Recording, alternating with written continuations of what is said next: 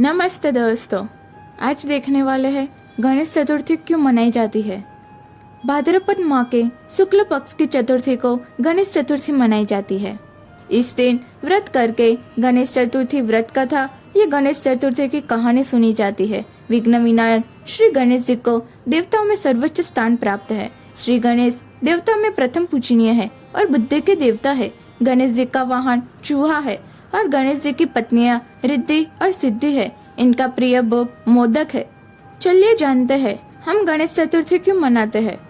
एक बार महादेव जी भोगावती नदी पर स्नान करने गए। उनके चले जाने के बाद पार्वती माता ने अपने तन की मैल से एक पुतला बनाया और उसमें प्राण डाले। उसका नाम गणेश रखा। पार्वती माता ने उससे कहा कि एक मुग्दल लेकर द्वार पर बैठ जाओ और जब तक मैं नहा रही हूँ किसी को अंदर मत आने देना। भोगावती पर से स्नान करने के बाद जब भगवान शिव जी आए तो गणेश जी ने उन्हें द्वार पर ही रोक लिया। शिव जी ने बहुत समझाया पर गणेश जी नहीं माने। इसको शिव जी ने अपना अपमान समझकर उस पर क्रोध किया और त्रिशूल से उसका सिर धड़ से अलग कर दिया।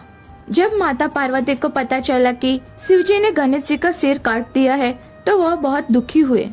गणेश जी के मूर्छित होने से पार्वती माता अत्यंत दुखी हुई और उन्होंने अन्न जल का त्याग कर दिया।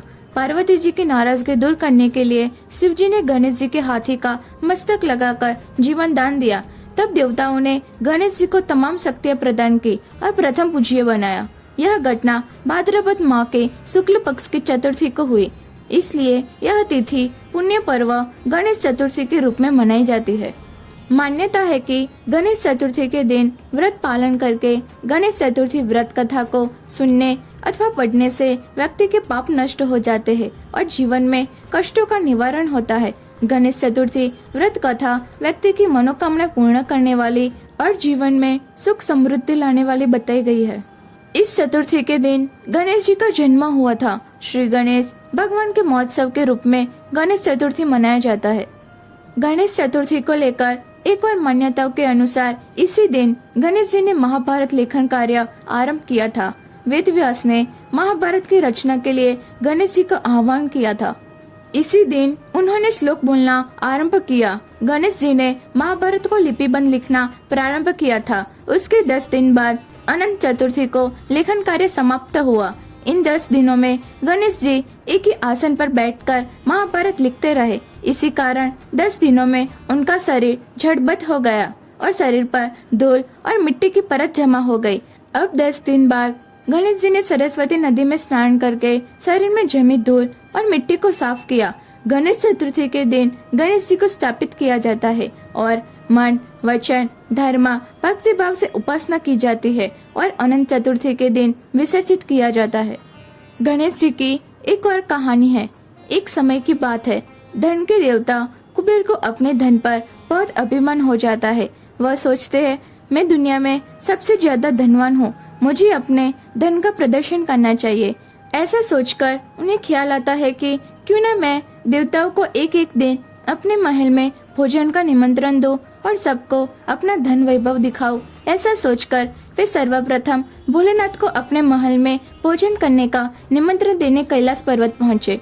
भोलेनाथ उनकी मंशा समझ गए। कुबेर का अभिमान समाप्त करने के लिए उन्होंने कुबेर से कहा, मैं आपका आमंत्रण स्वीकार नहीं कर सकूंगा, लेकिन मैं अपनी जगह गणेश को आपके साथ भेज देता हूँ। उन्होंने यह सोचा, मुझे तो अपना धन वैभव दिखाना है। भोलेनाथ ना सही, उनका पुत्र ही सही, वो हाँ कर देते हैं और गणेश जी को अपने साथ लेकर अपने महल पहुँचते हैं। महल पहुँचते ही कुबेर गणपति को अपना धन ऐश्वर्य दिखाना शुरू कर देते हैं। यह विद्या और बुद्धि के दाता गणेश जी उसकी मंशा समझ जाते हैं। जब गणेश जी खाना खाने बैठते हैं तो कुबेर उन्हें सोने की थाली में विभिन्न प्रकार के पकवान देते हैं। जब गणेश जी खाना खाना शुरू कर देते हैं, देखते ही देखते गणेश जी सारा भोजन खा जाते हैं। उसके बाद भी उनकी भूख शांत नहीं होती। वह कहते हैं और खाना लाओ। तब कुबेर जी बोले, महाराज सारा भोजन समाप्त हो गया है। गणेश जी कहते हैं घर में जो भी फल फूल आदि है वो ले आओ। कुबेर जी वह भी दे देते हैं। उसे खाने के बाद गणेश जी कहते हैं मैं तो अभी भी भूखा हूँ। अब कुबेर जी समझ जाते हैं कि मैं अपना वैभव और ऐश्वर्य प्रभु को दिखाना चाहता था, इसलिए गणेश जी मुझे सीख देना चाहते हैं। वह गणेश जी से हाथ जोड़कर माफी मांगते हैं और कहते हैं, प्रभु मैं अब कभी भी अभिमान नहीं करूँगा। उन्हें क्षमा करके गणेश जी वहाँ से अपने घर कैलाश पर्वत के लिए निकलते हैं। गणेश जी ने बहुत सारा खाना खाया था, उनका वजन बढ़ जाता है। अपनी सवारी नन्हे से मूषक पर बैठकर अपने घर कैलाश पर्वत के लिए निकलते हैं।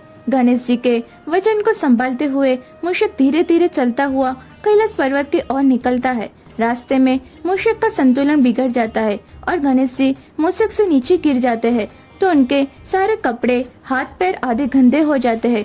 गणेश जी उठकर आसपास देखते हैं कि कहीं किसी ने देखा तो नहीं। आसपास उन्हें कोई नहीं दिखता, लेकिन उन्हें हंसने की आवाज आती है।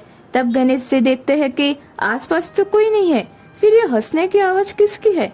गणेश जी की नजर आसमान में चंद्रमा पर पड़ती है, जो उन्हें देखकर हंस रहे होते हैं। चंद्रमा को हंसता हुआ देखकर गणेश जी को क्रोध आ जाता है। क्रोध में चंद्रमा को श्राप देते हैं, तुम्हें अपनी सुंदरता पर बहुत अभिमान है, आज से तुम्हारा यह रूप नहीं रहेगा।